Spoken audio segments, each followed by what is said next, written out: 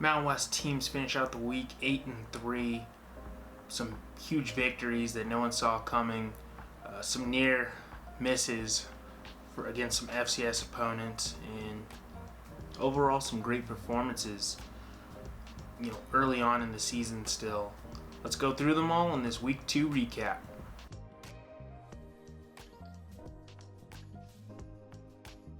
We had Boise State taking on Eastern Washington on Friday.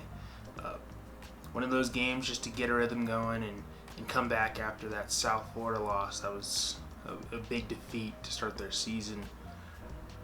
Well, they handled business. 51-14 this final score is. Maddox Madsen looked great. They were able to run the ball the way they wanted to in Week 1. 3 touchdowns through the first quarter for the Broncos.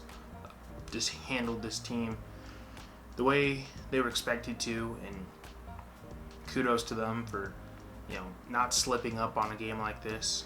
Maddox Madsen finished the game 307 yards, 2 touchdowns passing. Dylan Riley had a great day, 123 yards, 1 touchdown. Sire Gaines, 98 yards, a touchdown. Malik Sherrod, 42 yards, a touchdown. Maddox Madsen even had a rushing score, 35 yards, touchdown. They were able to run the ball effectively all night. This is one of those games that was over by halftime. It was 20-0 at the end of the first quarter. They took on another 10 points before half, but they didn't let up and carried on throughout. A huge scoring victory for them. Broncos get their first win of the season, and from here on out, they go on the road to take on Air Force. Broncos 1-1 to start their season. Final score in that one was 51-14. Broncos over Eastern Washington.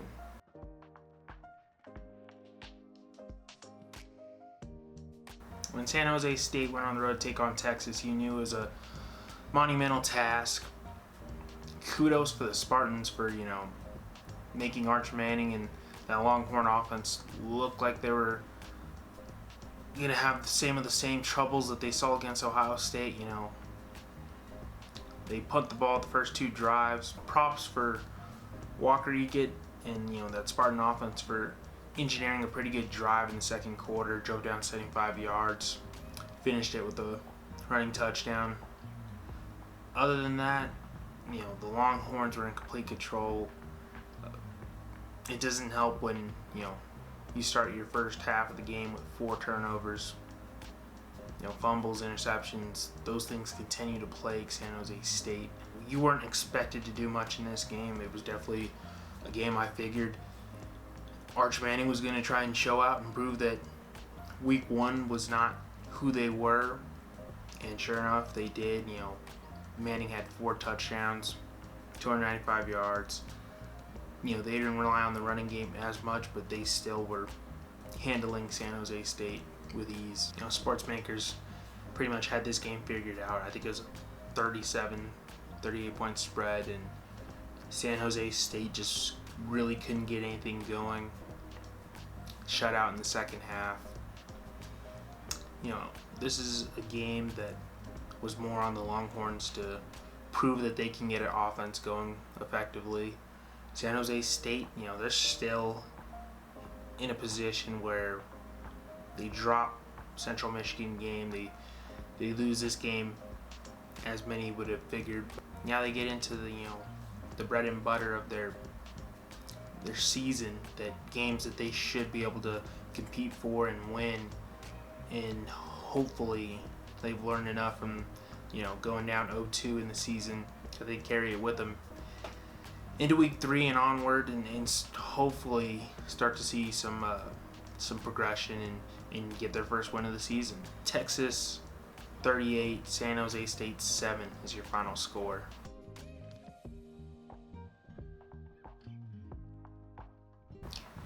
Through the first quarter, you were thinking that this was going to be one of those tight-knit, shoot-'em-out type games. Beyond the first quarter, it was anything but. It was all Texas A&M. They put on 20 points unanswered against Utah State and really pull away before halftime, but you would give Utah State credit. Broncos team did not go out lightly. They come back in the second half and actually outscore Texas A&M. by 2 points. 44-22 is your final score there, but Utah State, put on a show against a much better team, 19th ranked team in the country. Without Bryson Barnes played a pretty good day with what he could do. 169 yards, 2 touchdowns. He's 15 for 30. Running the ball, they couldn't get much going, and they definitely wouldn't let Barnes run outside the pocket. Marcel Reed had a great day for Texas A&M. 220 yards, 3 touchdowns. They ran the ball effectively. They did enough little crunch plays and kept the ball going downfield. This Texas A&M team is looking pretty solid. Definitely a team to watch out for in the SEC. Utah State, they did enough. They didn't get blown out in this game, really, and they stood in there with what they had. Definitely confidence building, almost as, how New Mexico went on the road to take on Michigan and didn't really get blown out. That's the way this felt like. I don't think anyone was expecting the Aggies, Utah State, to score that much. They held their own, did what they could. You look at it positively, going into the weeks to come. A team, clearly outmatched, but didn't let up. Had College Station feeling a little bit uneasy through the first quarter at least. 44-22 is your final score. Texas A&M over Utah State. Utah State will be back next week at home taking on Air Force. We'll go over that game this week as Utah State will look to start their conference play.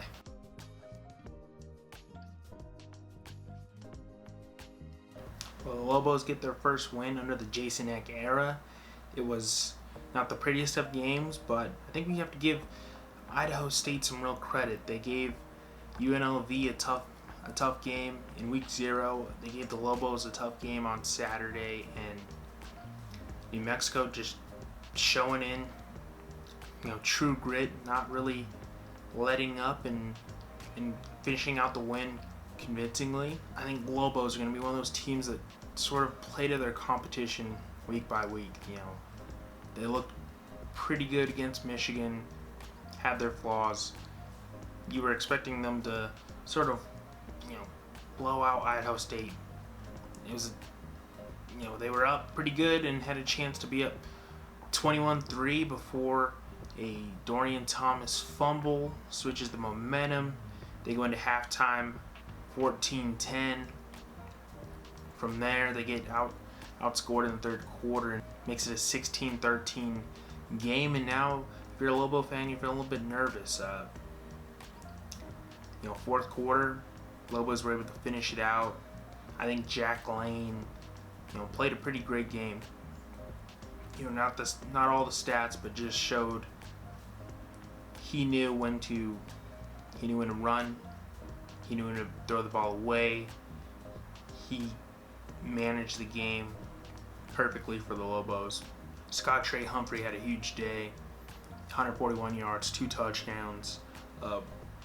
Props to DJ McKinney and Damian Bankston really sharing the carries and chopping away at this Bengals defense that could be stingy at times. Idaho State, I like their offense. They're finding a way to get 5, 6, 8 yards at a time against this New Mexico defense. Keep the drive going. They finished this game with more first downs than the Lobos. Definitely wasn't an easy win for the Lobos, but we have to give this Idaho State team credit. That's 2 times this year that they've been able to take a Mountain West team down to the wire and kept it within 10 points when they'd been 17 and 24-point underdogs in those matchups. So I think this Idaho State team was a little bit underestimated going into the season. They're scrappy. They keep drives going. They don't make too many mistakes. I'd say right now the Lobos' biggest weakness right now is that O-line that was getting pushed back consistently. And definitely their D-line. Their O-line had troubles all night. Despite the Lobos' huge, rushing scores, but still improving on the line, maybe as the weeks to come, will be detrimental to the Lobos' success. Dorian Thomas is definitely their go-to target in these games. Made some great plays. Huge upside for X team. Get the first win at home. Start your season. You've looked pretty good in both your games now.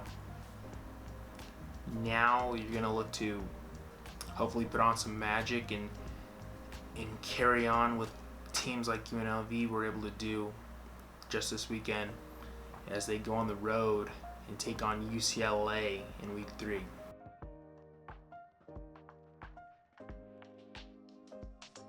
Definitely the wildest game for a Mountain West team this weekend. Fresno State outlast Oregon State 36-27. A game that's seen Oregon State, kicking woes, some wild turnovers, and Fresno State finding the weirdest ways to score and to win these games. It's wild to me that, coming into this season, I said E.J. Warner and Fresno State, their biggest weakness was going to be that how limited Warner's athletic ability is to run the ball and really to extend plays. They start off this game 30-yard touchdown for E.J. Warner to take the lead. And Warner had 2 other runs in that game that were crucial in basically icing this one for him. They found huge success with Rayshawn Luke. He had 86 yards, a touchdown. Bryson Donaldson, 34 yards. E.J. Warner, 57 yards to go along with that rushing touchdown.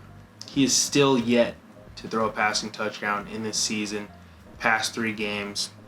121 yards, 13 for 18. He had an interception early on.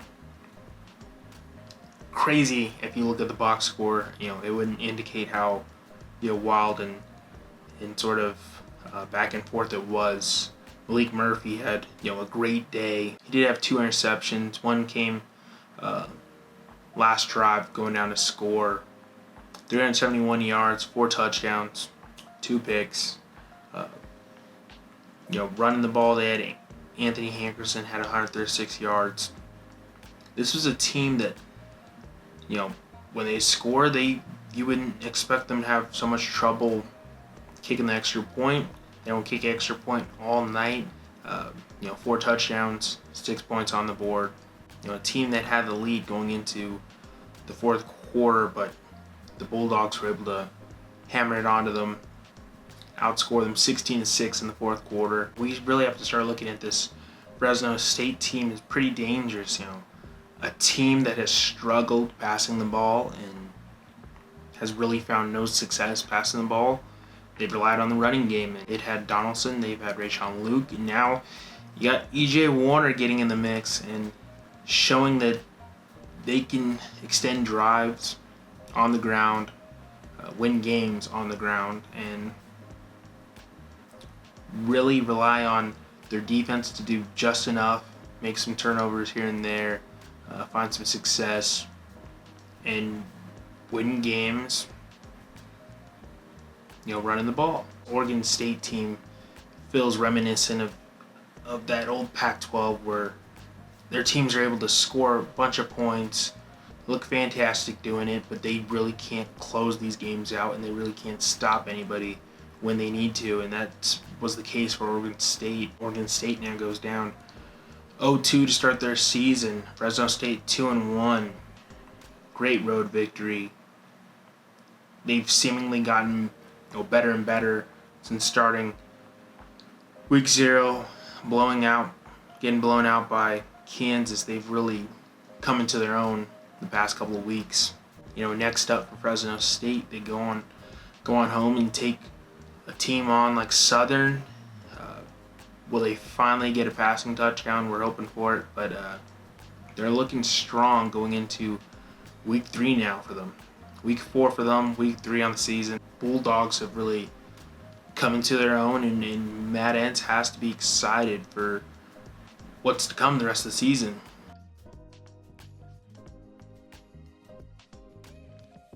Well, Wyoming finally had one of the games that they're looking for. They had a pretty good win against Northern Iowa. 31-7 is the final score there. Their offense looked pretty good.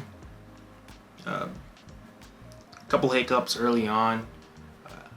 I think you don't want to see, missed field goals and punts that early on against a team like Northern Iowa, but the Cowboys looked pretty strong throughout. Kean Anderson, 167 yards, 2 touchdowns. They were able to run the ball the way they wanted to. Taron Kellerman, 87 yards. Samuel Harris had 61 yards, a touchdown. Sam Scott had 58 yards, a touchdown. A lot of guys got, different touches. The Cowboys got to see what they have offensively. Defensively, they were solid. Again, 2 weeks in a row. Good win for the Cowboys, just to get you rolling. Fill it out a little bit more. They're one of the few teams in the Mountain West in the country starting off the season 2-0, so it's kudos to them. A good decisive victory, because next week they go on home again, but take on Utah Utes. Explosive, great looking offense there. Huge challenge. Ranked team. It's gonna be a good quality test for Wyoming going into week 3.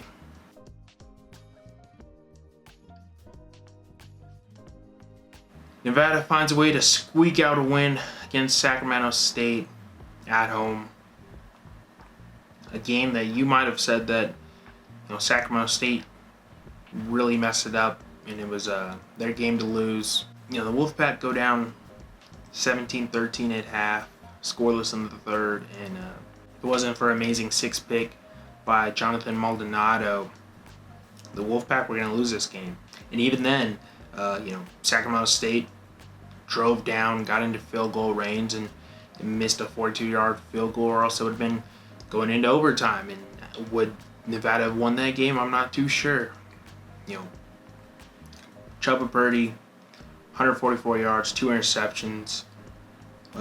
He had a heck of a day finding success, running the ball, 115 yards, a touchdown there. Their struggles look similar of Fresno State passing the ball. If they're going to rely on the run wholeheartedly and make that your game. Sacramento State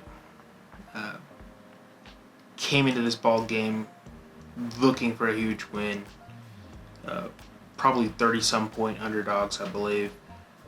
They did not let up. They looked to make the fewer the mistakes. Both offenses looked abysmal in the second half. The only score came on a pick 6.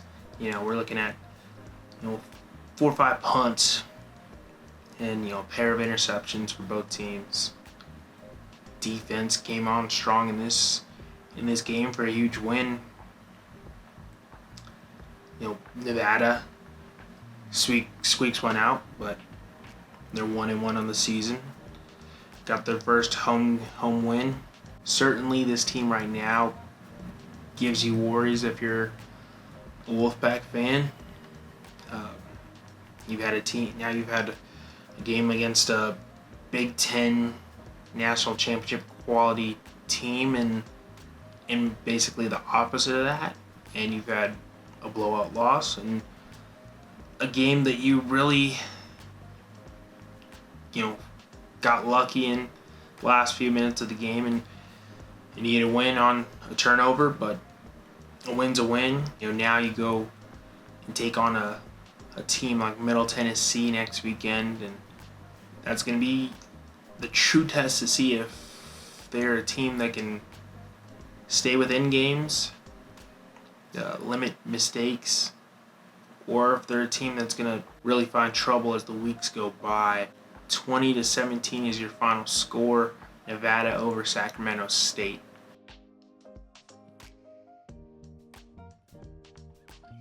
But seriously, how do you overturn that call? Definitely the most controversial ending to a game this past weekend. Northern Colorado driving down to score, makes an incredible catch. I don't know if you overturn that call. I don't know of any other league, ACC, Big Ten, SEC. I don't know if they overturn that call. I think that gets upheld. Is the ball moving? Sure. Do you see it hit the ground? It looks like the receiver has control of it all throughout, even if it's moving and it's moving with his body. I just don't know if there was enough there to overturn it, especially during, basically the game on the line, win or lose. I could see Northern Colorado fans being in complete disarray over that call. If you're Colorado State, that's an ugly win. For a team that's was in complete control, seemingly all throughout. They're up 10-0 at half, up 17-14 going into the fourth quarter. Colorado State had a abysmal first half. Started off with fumble, missed field goal, interception. They go into halftime thinking to themselves, are they really about to go down to Northern Colorado at home, start their home stretch? The Rams were able to engineer a pretty good drive in the fourth quarter to get the go-ahead score. It seemed like passing woes were plaguing the whole Mountain West this weekend.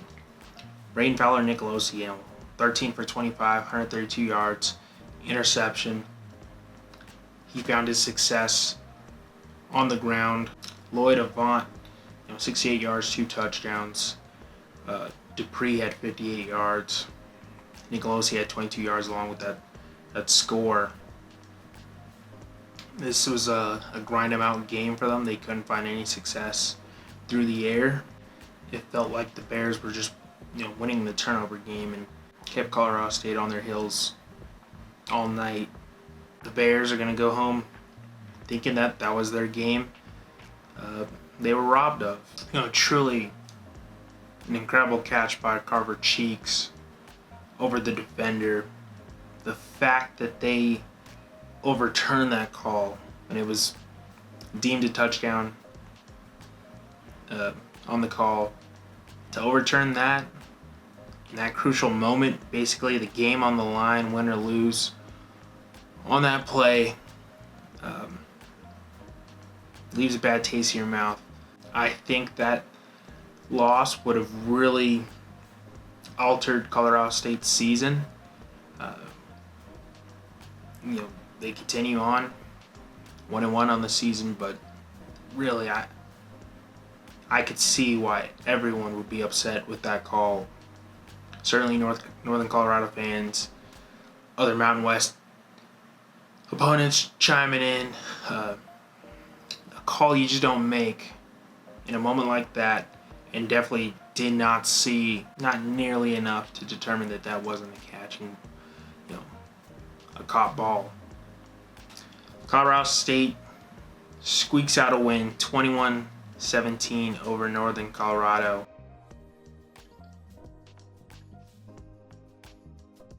Certainly the marquee win of the weekend for the Mountain West. UNLV 30, UCLA 23. The Rebels looked to be in complete control, through the first half. Go up 3-23.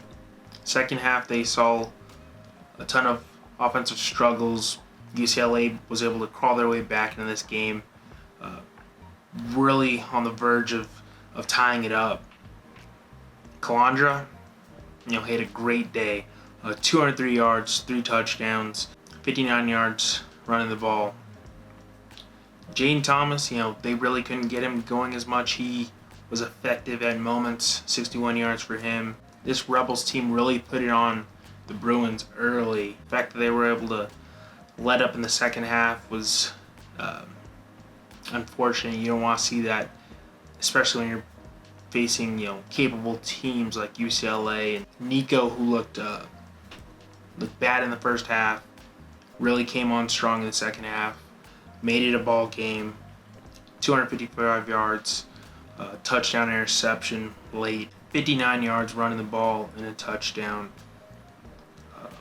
He was able to extend plays. And I feel like the third and fourth quarter for UNLV, they settled with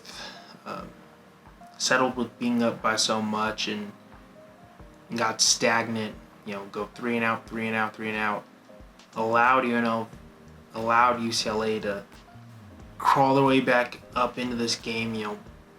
A couple key plays, get in the end zone, and they scored 10-0 in the third quarter. They scored 10 unanswered in the third quarter. 6 plays, 75-yard touchdown, able to go up 30 points. And then from there, 3 plays, minus 8 yards, 6 plays, 13 yards. And from there, UCLA was able to capitalize on those plays. Touchdown, field goal. Even when Nico was driving down a score in the final minutes of the game, huge play by the senior captain, Marcel McDuffie, the only returning player on this defense for UNLV, came up with a huge interception at the 24-yard line. Iced the game for him. Came in clutch for a UCLA team that looked like they're about to tie this game up for sure. Late interception would do the Bruins in, but good solid win for UNLV. Go up 3-0 on the season in their first truly good win of the season. They beat Idaho State, they beat Sam Houston. Now you beat a Big Ten team in UCLA. That was the first real good test of the season for them, and the first they'll see for a few weeks. Looking at their schedule, they have a few winnable games. Definitely can't sleep on them, but games that they should clearly be favorited and win those games decisively. They go in through most of October with some easy games, you would say, and they've got at least 4 weeks until they go on the road to take on Boise State. Great way to start your season. Now you look at them, are they the best team in the Mountain West? You would have to favor them in most of their matchups the rest of the season. Final score in this one, 30-23. UNLV gets the win over UCLA.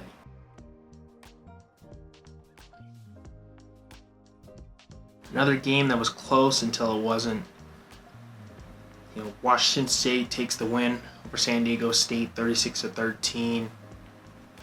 It was tied up going into the second quarter, and the Cougars just really overpowered them offensively. The Aztecs were never able to, answer the call.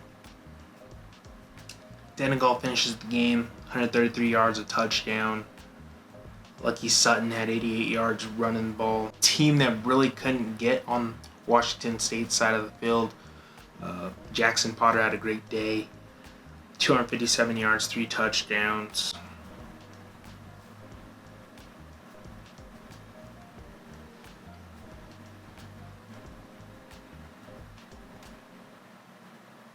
We're talking about San Diego State's strong suit was the defense, and their defense really just couldn't get anything going. The Aztecs punt the ball 7 times in this game.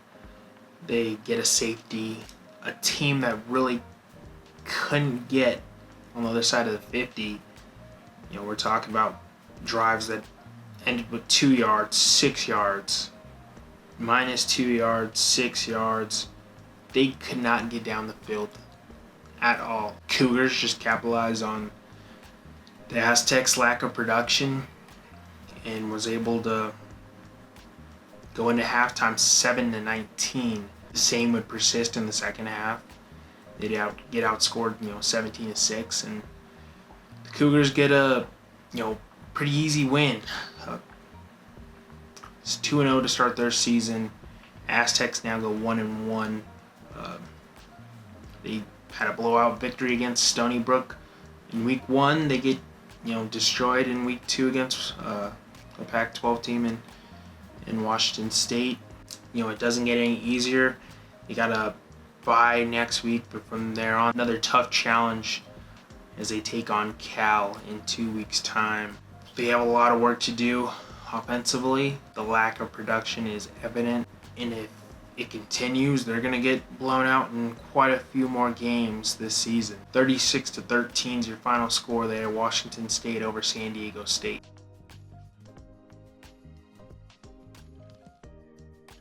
It was next man up mentality for Hawaii. They get a huge win, 37-20 against Sam Houston. This game, shown that Hawaii was an efficient team, no matter who's behind center. Limited mistakes, a pick 6 in the third quarter, but the Rainbow Warriors were able to get that off the board and score the very next drive. They were in control from the start. A Sam Houston team that can give people fits. Luke Weaver, 294 yards, 3 touchdowns. Landon Sims had 60 yards running the ball. Sam Houston struggling with injuries at the quarterback position. Never really got anything going. Hawaii starts this season 2-1. He bounced back after, a blowout defeat last weekend in Arizona. Now you look at them and say, this is a team that's dangerous as they start conference play. A team that's going to be competitive throughout. You really have to feel confident that they're going to be able to score the ball, limit turnovers, and be defensively sound. Hawaii comes right back next week, a home matchup against Portland State. Early on, looking to be one of the top teams in the Mountain West as they finish out their non-conference schedule. Final score, 37-20, Hawaii over Sam Houston. That wraps up our week 2. Who do you think had the best win on the weekend? Who do you think underperformed? And what do you think, was that a catch or was that not a catch in that Colorado State-Northern Colorado game? Let me know in the comments.